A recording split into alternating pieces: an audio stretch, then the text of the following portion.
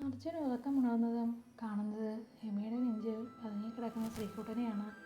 അർജുൻ അപ്പോഴാണ് ശ്രദ്ധിക്കുന്നത് എമിയുടെ കയ്യിൽ കൈകോർത്ത് പിടിച്ചിരിക്കുന്ന തൻ്റെ കൈകളെ. അർജുൻ്റെ ചെടികൾ ഭംഗിയായി ഒന്ന് വിടർന്നു അവൻ്റെ പാതയ്ക്ക് വേണ്ടി. അബിയുടെ കോളാണ് അർജുനെ സ്വഭാവത്തിലേക്ക് കൊണ്ടുവന്നത്. എമി പതിയെ കണ്ണുകൾ തുറന്നു. ഗുഡ് മോർണിംഗ് അജുവേട്ടാ. ഫോൺ ബെല്ലടിക്കുന്നു, എന്താ എടുക്കാത്തത്? അതിന് അവൻ്റെ കൈകളിലേക്ക് നോട്ടം ചെയ്തു. അപ്പോഴാണ് എമി കാണുന്നത് അവളുടെ കൈവിരലുകൾ അവൻ്റേതുമായി കോർത്തു പിടിച്ചിട്ടുണ്ട്. എമിയുടെ മുഖം നാണത്താൽ ചുവന്നു. അർജുൻ കുനിഞ്ഞു വന്ന് അവളുടെ ചെവി സ്വകാര്യം പോലെ പറഞ്ഞു, എൻ്റെ എമി, നീ ഇതുപോലുള്ള എക്സ്പ്രഷൻ ഇടല്ലേ, എനിക്ക് രാവിലെ തന്നെ എൻ്റെ കൺട്രോൾ പോകും. പിന്നെ എൻ്റെ മോളൊന്നും താങ്ങില്ല. അതും പറഞ്ഞ് അവനെ അവിടെയായി ഒന്ന് മുത്തി മാറി. അർജുൻ്റെ ഫോണിലേക്ക് വന്നത് അബിയുടെ കോളായിരുന്നു. അർജുൻ പറഞ്ഞു, എമി നീ പോയി ഫ്രഷായിട്ട് വാ, ഹോസ്റ്റലിലാക്കി തരാം, ഇന്ന് ഡ്യൂട്ടിക്ക് കയറേണ്ട. അതും പറഞ്ഞ് അർജുൻ സാലിക്ക് കോൾ ചെയ്തു. സാലി സിസ്റ്റർ, എമി ഇന്ന് ഡ്യൂട്ടിക്ക് വരില്ല, പിന്നെ 2 ദിവസം ഞാൻ ലീവാണ്. അതും പറഞ്ഞ് അർജുൻ കോൾ കട്ട് ചെയ്തു. അബിയും ദിവ്യയും അർജുൻ്റെ റൂമിലേക്ക് വന്നതും അപ്പോൾ കുഞ്ഞുമായി ബെഡിൽ നിന്ന് കുഞ്ഞിനെ കൊഞ്ചിക്കുന്ന എമിയെ അർജുനെയുമാണ് കാണുന്നത്. ആടാ അബി വാ. അബി, ഡാ അർജുൻ, അങ്കിളിനെ ഇന്ന് ഡിസ്ചാർജ് ചെയ്യാം എന്നാണ് ഞാൻ കരുതുന്നത്. അങ്കിൾ കേൾക്കുന്നില്ലടാ, നിൻ്റെ എമിയുടെയും കൂടെ വീട്ടിൽ വരണമെന്നാണ് പറയുന്നത്. ഡാ അബി, അച്ഛനെയും ഇപ്പോൾ ഡിസ്ചാർജ് ചെയ്ത കുഞ്ഞിനെയും അച്ഛനെയും ഞാൻ എങ്ങനെ നോക്കും? അതാണോ കാര്യം? ഒരു കാര്യം ചെയ്യാം കാർത്തിക, അവളെ നിൻ്റെ വീട്ടിൽ ഡ്യൂട്ടിക്കിടാമല്ലോ. ഏയ് വേണ്ടടാ, അമ്മ പ്രശ്നമുണ്ടാക്കും. വെറുതെ ദേവിക മേഡത്തിൻ്റെ വായിലേക്ക് ആ പാവത്തിനെ ഇട്ട് കൊടുക്കുന്നില്ല. ഇവരുടെ രണ്ടാളുടെയും സംസാരം കേട്ടുകൊണ്ട് നിൽക്കുകയാണ് എമി. എങ്കിൽ ഞാനും വരാം, കാർത്തികയ്ക്ക് കൂട്ടുമാകും, അച്ഛനെ നമുക്ക് ഓക്കെയാക്കി എടുക്കാം. പിന്നെ ശ്രീകുട്ടൻ ആയി വരുന്നത് വരെ ഞാൻ അവനെ നോക്കിക്കൊള്ളാം. അത് വേണ്ട എമി, അർജുൻ പറഞ്ഞു. അത് ശരിയാവില്ല. എമി അത് കേട്ടതും അവളുടെ മുഖം മങ്ങി. എന്തോ ശരിയാവില്ല എന്നാ? എല്ലാം ശരിയാകും, ഞാൻ നോക്കിക്കോളാം. എമി, നിൻ്റെ അഭിപ്രായത്തോട് ഞാൻ യോജിക്കുന്നു, അബി പറഞ്ഞു. അതല്ലടാ അബി, ഇവർ രണ്ടാളും വീട്ടിൽ വന്നാൽ ദേവിക മേഡം എങ്ങനെ പ്രതികരിക്കുമെന്നറിയില്ല. പിന്നെ ആ അഞ്ജലി, അവളുടെ പട്ടി ഷോയും കാണണം.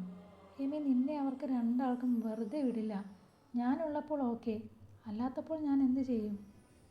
അർജുൻ്റെ തുറന്നു പറച്ചിൽ കേട്ടതും എമി, അജുവേട്ടാ, അവളുടെ വിളിയിലുണ്ടായിരുന്നു എല്ലാം. വിഷമിക്കാതെ, ഇന്നല്ലേ നാളെ നമ്മൾ ഒരുമിച്ച് ആ വീട്ടിലല്ലേ ഉണ്ടാകേണ്ടത്? എമിയുടെ പറച്ചിൽ കേട്ടതും അബി ഒന്ന് മുരളനക്കി.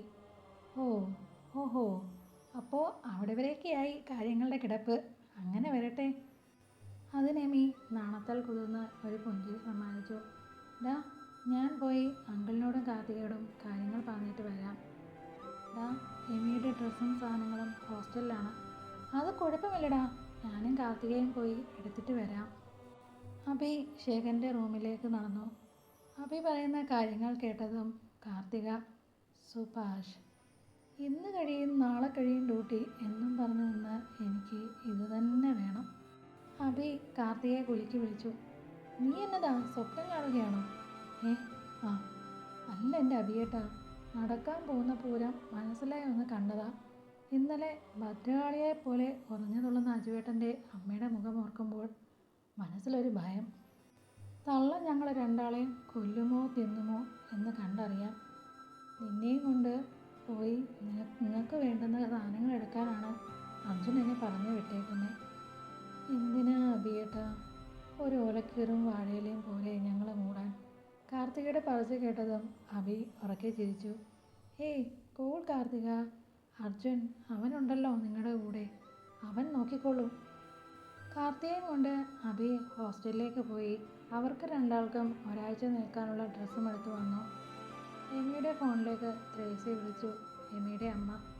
അമ്മേ. എമിയുടെ വിളി കേട്ടതും 2 ദിവസം വിളിക്കാതെ ഇരുന്ന പരിഭ്രമമെല്ലാം എവിടെയോ പോയി മറന്നതുപോലെ ത്രേസിക്ക് തോന്നി. എവിടെയായിരുന്നു നീ? ഞങ്ങളൊക്കെ മറന്നോ? എവിടുന്ന്? എൻ്റെ ത്രേസിയെ കൊച്ചിനെ എമി മറക്കാനോ? അറിയില്ല കുട്ടി, മനസ്സിനുള്ളിൽ തീ കോരിയിട്ട പോലെയായിരുന്നു. ഇപ്പം ഞാൻ എടുത്തില്ലേ? ഞാൻ എൻ്റെ ത്രേസ്യ കുട്ടീൻ്റെ കൂടെയുണ്ട്. ഉം, ഉണ്ട്. എന്നിട്ടാ 2 ദിവസം നീ നിൻ്റെ വീഡിയോ പറച്ചിലോ ഒന്നും കാണാഞ്ഞ്. പിന്നെ ജിജുവിടെ വാക്കുറപ്പിക്കലാണ് അടുത്ത ഞായറാഴ്ച. നീ വരില്ലേ? ഇവിടെ ഇച്ചായമാർ പറയുന്നത് ജിജുവിടെ കെട്ടുകഴിഞ്ഞാൽ നിൻ്റെയും നോക്കണമെന്നാ. അത് കേട്ടതും എമിയുടെ മുഖം മങ്ങി.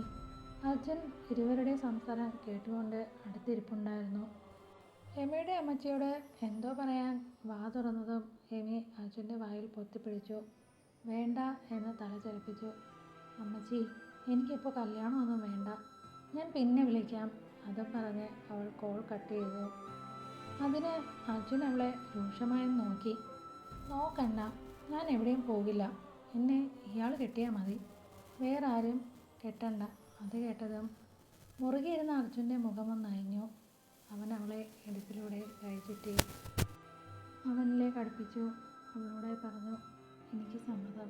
നാളെ എങ്കിൽ നാളെ, അല്ല ഇപ്പോൾ നല്ല മുഹൂർത്തം ഉണ്ടേൽ ഇപ്പോൾ.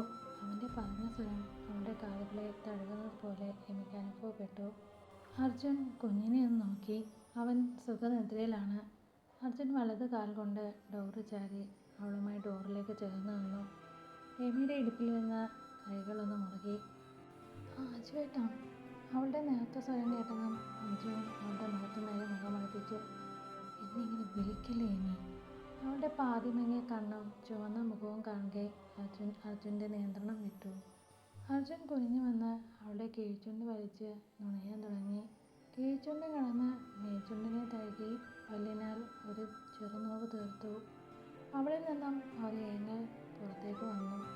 ശ്വാസം പിടിച്ചു നിൽക്കുന്ന എമിയെ കണ്ടതും അർജുൻ മനസ്സില്ലാ മനസ്സോടെ അവളിൽ നിന്നും അകന്നു.